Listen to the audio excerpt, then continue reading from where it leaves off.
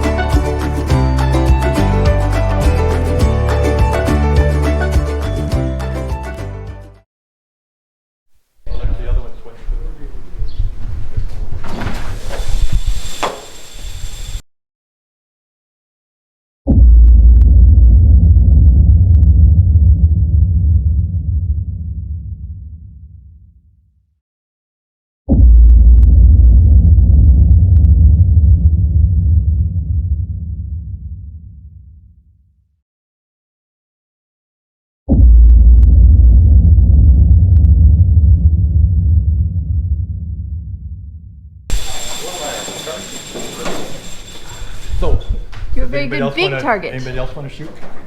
Or be a target? Or be a target? Want to be a target? You want to shoot? Shoot. Shoot. Okay, we'll go over there. Michael will show you what to do. Okay, so hold this one, get the wheel spinning, that whole thing, you hit that one, and then you okay.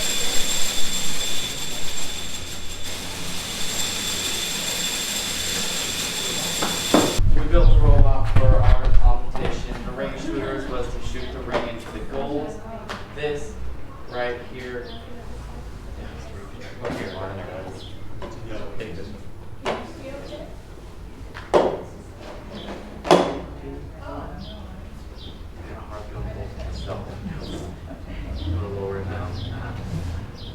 Okay, hey Micah, the most important judges of all are watching. Yep.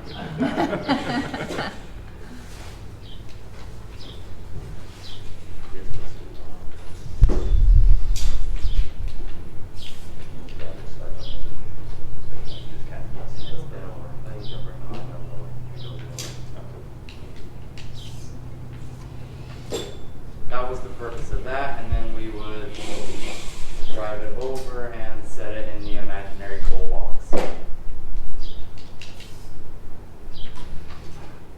How far away did you have to shoot the rings to make it?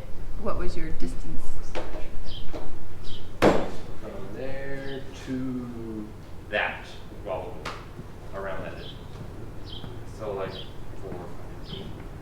I'd have a hole right about Right about that size. It'd be like 2, 3 of them, right? Yeah, there's this one, and a bigger one, and a bigger one yet. But this is the one that gets the most points. Yeah, 15 on there. That was the purpose of the jack, to increase accuracy. And how did you load the rings? Use this.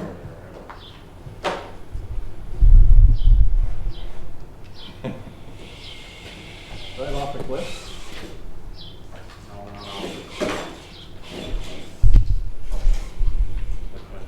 Like a forklift. Yeah. Yeah. Ah. I'm out of practice. Nice. Oh, got it. That was the hardest part, I think, was loading the rings. Yeah. So this is a two-person robot, it looks like.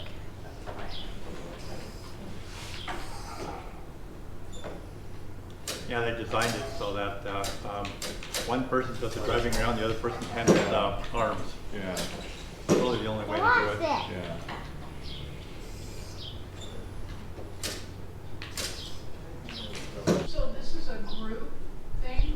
not I mean, Correct. this is for groups Yeah. This is and it's not an individual. this is the team's robot. Okay. And every team builds one of these things, and then we all go see who can score the most points. There were 74 teams this year. Usually there's over 120. COVID really made so a lot of teams could not compete. Out of the 74 teams, I only know what our ranking was in our region. We were 14th out of 13th or 14th, I forget which, out of 24. So there's the robots are scored two ways. One is how many points you can get. That determines first, second, third in robot scoring. And then there's also 6 awards they pass out. You move on to the next level of the competition by, if you make the top 3, you can move on. Otherwise, you've got to do well in one of the other competitions in some of the awards they give. The Inspire Award is the award they give for best overall robot. They actually took first, second, and third, moved on to state from there, and then there's against 5 others. We were second place in the Motivate Award, which is how well you're communicating with your community and with other students, kind of thing.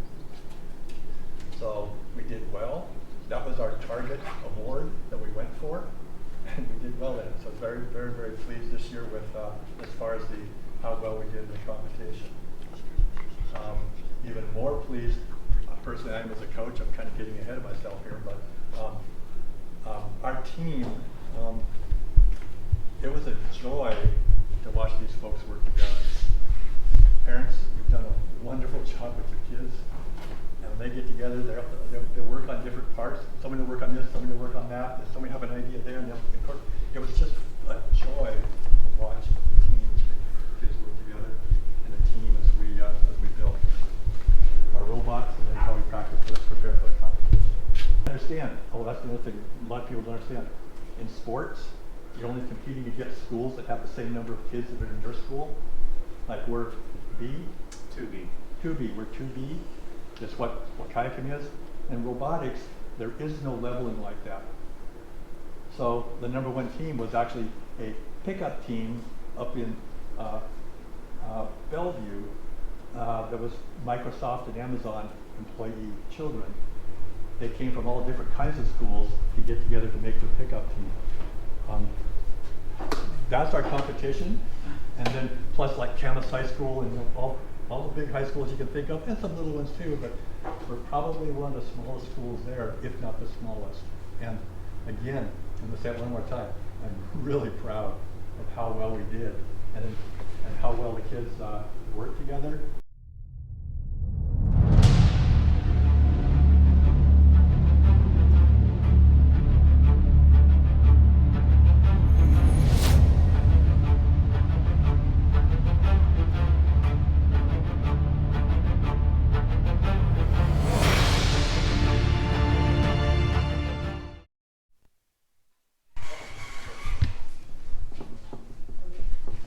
How many you want?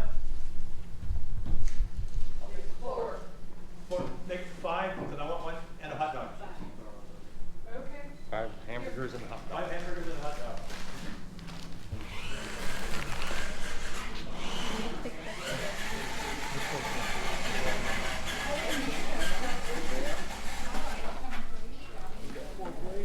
Just put them all in the wrong. I mean, I called it there, but like,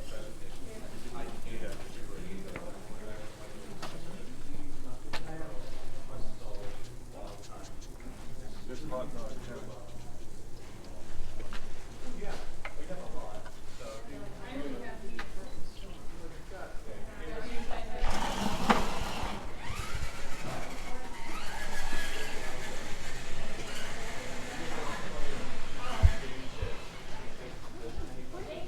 Super, thank you.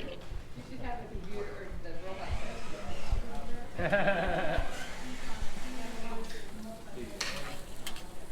We needed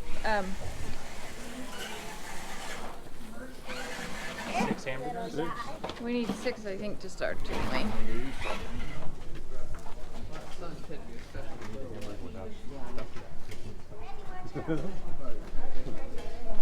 The hot dogs are sausage wrapped in sauce.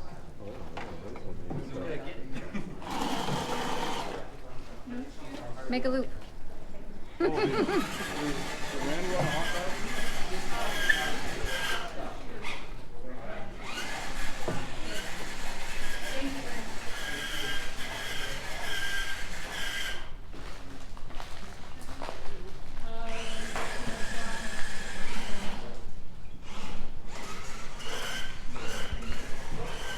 We honor our athletes with awards, assemblies, and certificates. We want to do this for this group of guys. So first of all, I want to echo what Ron said.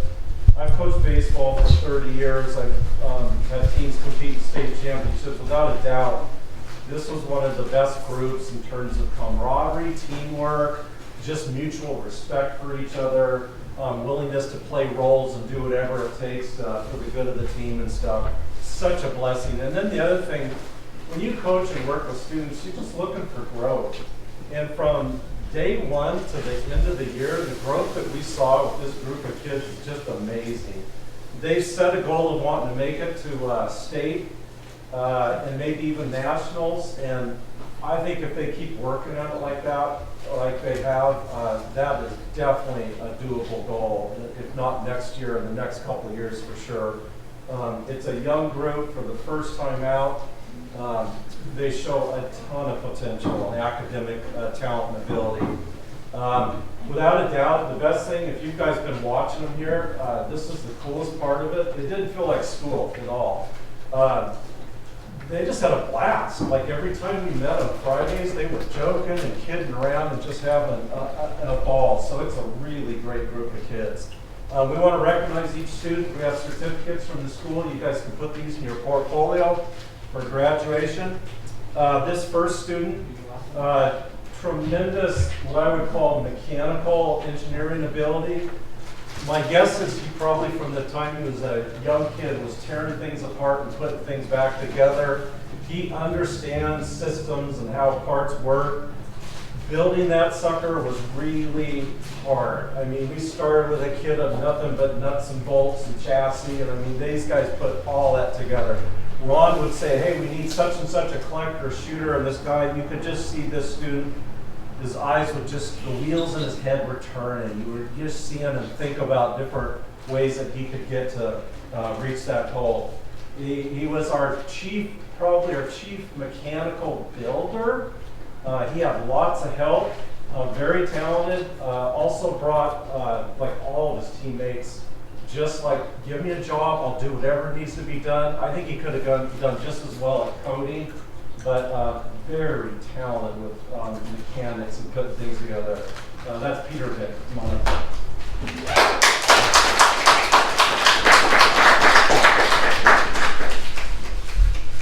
I've been fired 4 or 5 times, by the way. It's not me that's not us that fired them. No. My thought of Peter is, he has eyes in his fingers. How quick, how he sees and think of things together. Next young student, towards kind of expressed curiosity with coding at the very beginning and said, that seems really interesting. I kind of like to learn that. And I said, boy, you're in the right spot with this guy right here to mentor you. And he loved the challenge of trying to figure out how to write software code and figure things out. He helped with our mechanical systems as well, did a ton of work with Peter on that. But I think more at the end kind of transitioned into more the coding part aspect of it, worked a lot with Caden. Tremendous ability, and with his intellectual curiosity, this guy could be really, really good. And there are some very good jobs available in the industry right now, obviously for coding and stuff. He also was fun to watch for us. In the beginning, he's so polite and respectful. He was a little bit standoffish. He didn't want to jump in and impose his will. And then when we hit a crisis moment in our regional playoffs, when we were struggling and it was stressful, he just rose to the top and exhibited like this amazing leadership. Got voted our team captain as a result of that. Amazing potential in this young man. That's Pierce Levitt.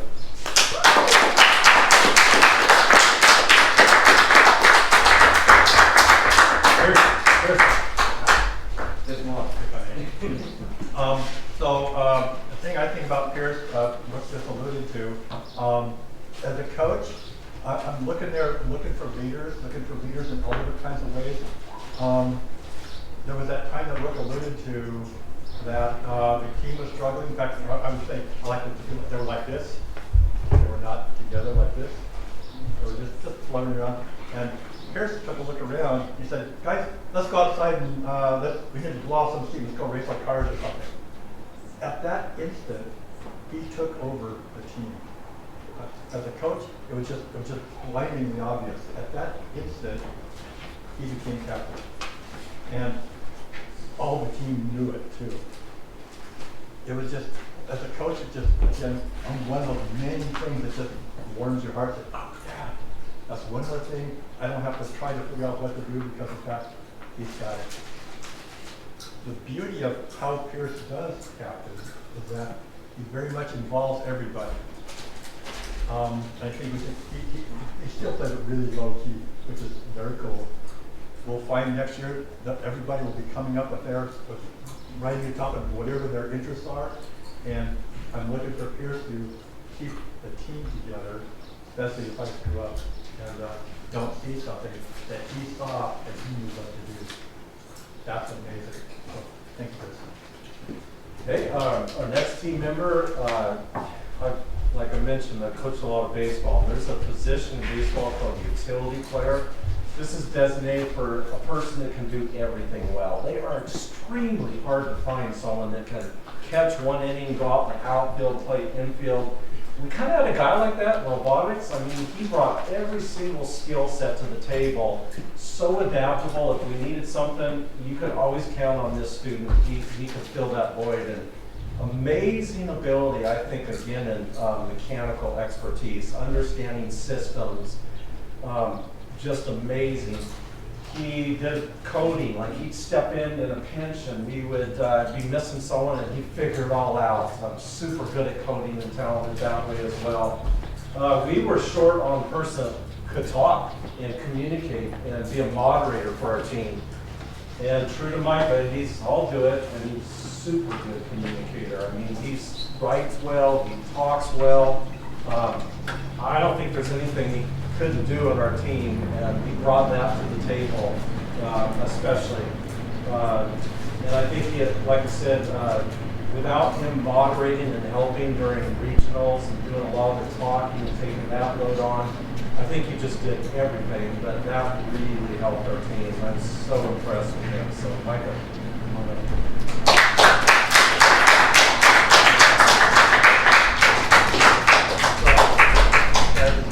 We're not allowed, coaches aren't allowed to be in the room. When the kids are in there talking to the judges, we're not allowed to even be in the area. If one of the team members happened to look at wherever the judges were, you immediately get your whole team gets demoted. So we're speaking through this window like this. What are we doing over there? We see Mike go like this. Truly, as Rick said, he is our jack of all trades. He is our guy that can do anything. And especially, he's our lead talker, lead listener, lead speaker. And just in order to do these awards, for our team to be, we know a lot of stuff, but we've got to be able to talk about it. And Micah led us doing that, and he did a wonderful job. Last but not least, last year, this student loved to code, loved to write code, and there's not a whole lot of kids that like that. A lot of kids want to bang their head against the wall trying to figure out. It is tough. It is not an easy skill. Katie spent so many hours, most of your Christmas vacation last year, working with a software engineer, I think from Amazon. He was there all the time, holding the fort down when we didn't have these talented other students. And then this year, I've seen him grow. He is creative, comes up with ideas in terms of coding that others don't. He kind of can think outside the box. I just think you have that unique mind and you bring that unique talent for figuring out ways to basically code and solve problems in that realm. He could go and build things too, and he has. One thing I love about you, he has a great sense of humor, and you need that. In regionals this year, we had some tense moments, like every team, and he rolls out the Uno cards, and we end up in this wicked game of playing Uno. And we're laughing our heads off, and the kids are relaxed after that. And that was genius on his part. He just understood, hey, we just need that downtime once in a while, just to laugh and be kids and stuff. So he can be really goofy and funny and stuff, but he is smart when it comes to writing code and has a lot of potential as he keeps working on that. So, Cade Ray.